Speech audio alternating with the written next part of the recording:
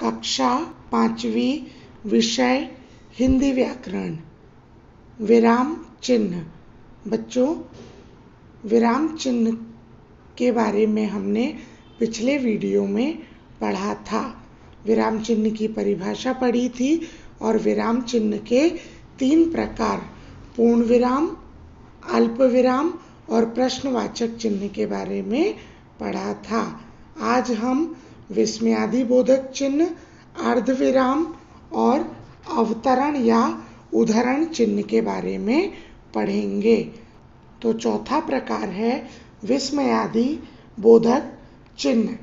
जब वक्ता बोलते समय हर्ष यानी खुशी, दुख, आश्चर्य, घृणा भावों को प्रकट करता है, तब लिखित भाषा में इन भाषा को व्यक्त करने वाले आहा, हाय, उफ, वाह, छी आदि विस्मय सूचक शब्दों के साथ विस्मयादिबोधक चिन्ह का प्रयोग किया जाता है।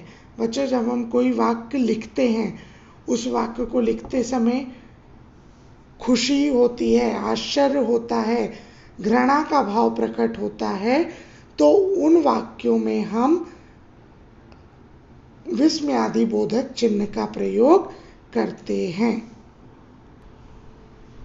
विस्मयादिबोधक का पहला उदाहरण देखिए। आहा, यह मिठाई बहुत स्वादिष्ट है। मतलब यह लड़की मिठाई को देख के बहुत खुश हो गई है। तो इस उदाहरण में क्या दिख रहा है कि लड़की बहुत खुश है, इसके लिए उसने बोला आहा, यह मिठाई बहुत स्वादिष्ट है। तो आहा के बाद हमने विस्मयादिबोधक चिन्ह का प्रयोग किया है। दूसरा उदाहरण देखिए। वाह, कितना सुंदर दृश्य है। बच्चे यह सीनरी देखकर बहुत खुश हो गए हैं। तो बच्चे क्या बोल रहे हैं? वाह, कितना सुंदर दृश्य है। तो वाह शब्द के बाद हमने विस्मयादिबोधक चिन्ह का प्रयोग किया है। तो चलिए बच्चों, अब हम 5वां प्रकार पढ़ते हैं। अर्धविराम चिन्ह यानी सेमीकोलन।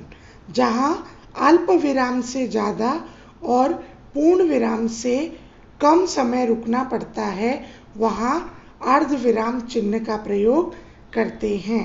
बच्चों, जब हम कोई वाक्य लिखते हैं और उस वाक्य को जब हम पढ़ते हैं, बोलते हैं, तो वहां पर पूर्ण विराम से कम रुकना पड़े और अर्धविराम और अल्प विराम से ज़्यादा रुकना पड़े, वहां पर हम अर्धविराम चिन्ह का प्रयोग करते हैं। जैसे रमेश, अब तुम खूब पढ़ाई करो, परीक्षा शुरू होने वाली है।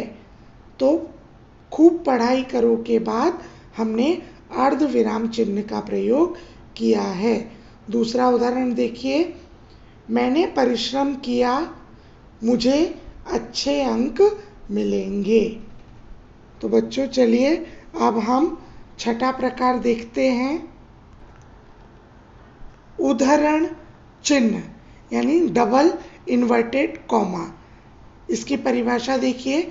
इस चिन्ह का प्रयोग किसी व्यक्ति के कथन को ज्यों का त्यों यानी मूल रूप से उद्धृत करने के लिए कहा जाता होता है। जैसे सुभाष चंद्र बोस ने कहा, तुम मुझे खून दो, मैं तुम्हें आज़ादी दूंगा। तो यह सुभाष चंद्र बोस जी का नारा था। तो इस उनका जो कथन है, उस कथन को हम बदल नहीं सकते।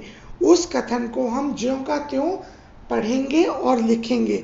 जब हम किसी ऐसे कथन को लिखते या पढ़ते हैं, वहाँ पर हम उद्धरण चिन्ह का प्रयोग करते हैं।